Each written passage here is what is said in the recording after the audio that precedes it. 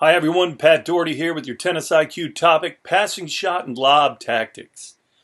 We talked about the flip side of the overhead and volley working together, and they do work together. So you sting a few big overheads that show you can cover the backcourt really well. It forces them to want to go with the pass. So it allows you to close in maybe a little bit tighter.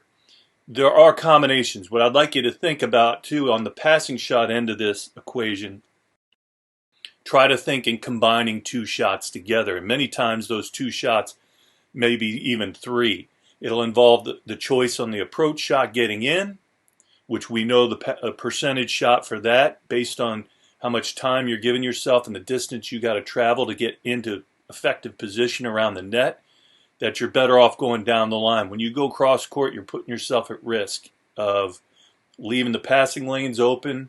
You're having further time to travel, and the bigger you hit that cross-court approach shot, the less time you're giving yourself to achieve it. So you have to be very careful about that. We're going to see some examples of what happens a lot of times on the cross-court approaches, especially when they're driven hard. So we've been working on a lot of underspin.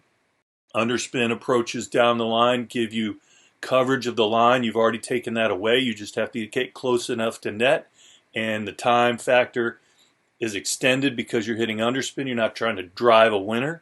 So it does allow you to get in there to cover the passing lane and still be in position for the overhead. Let's take a look at the passing shot angle of this, and you're going to see a lot of combinations where the approach leads to a lob being used as the front end of a combination to set up the passing shot. This is a great long point here by Fed and Nadal. And you're going to see Nadal be able to work in a lob to neutralize Federer's position at net, open up the passing lane, and then he takes it.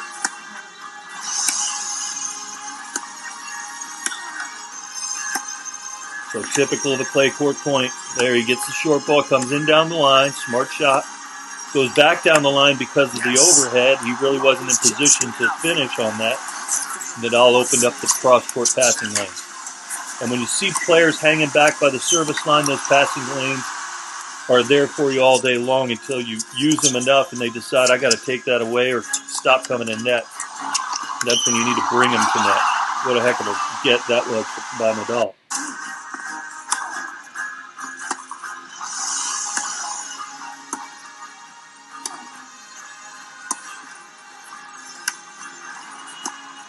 So again, when you're choosing to come in and force a passing shot lob option out of your opponent, you're forcing them to finish the point, or at least to attempt winners. So you're applying great pressure, just like there. And then Rafa's able to open up that thing. So we want to see you guys getting into net and applying pressure. Put that pressure on them. You're going to force more errors, and they're probably going to hit winners. But even when they hit winners against you, they've earned it. You just got to give them credit and move on. Let's go to the Lob Winners piece here.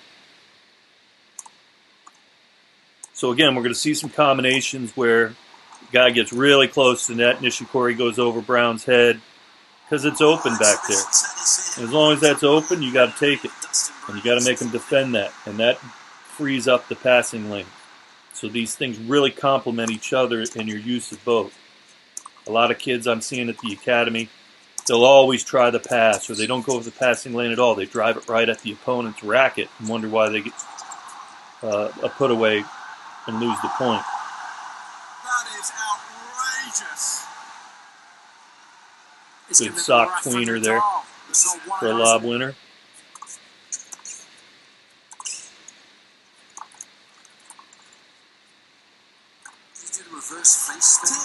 So again, these guys are looking to put pressure on anything short, penalizing the opponent for not maintaining depth.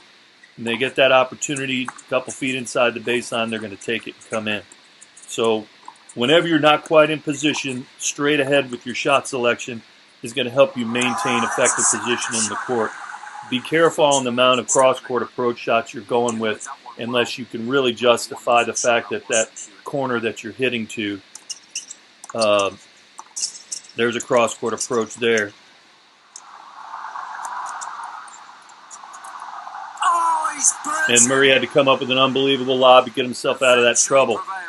Maybe he had justification going to the backhand, but he was going cross-court into the Rafa forehand earlier and losing every time.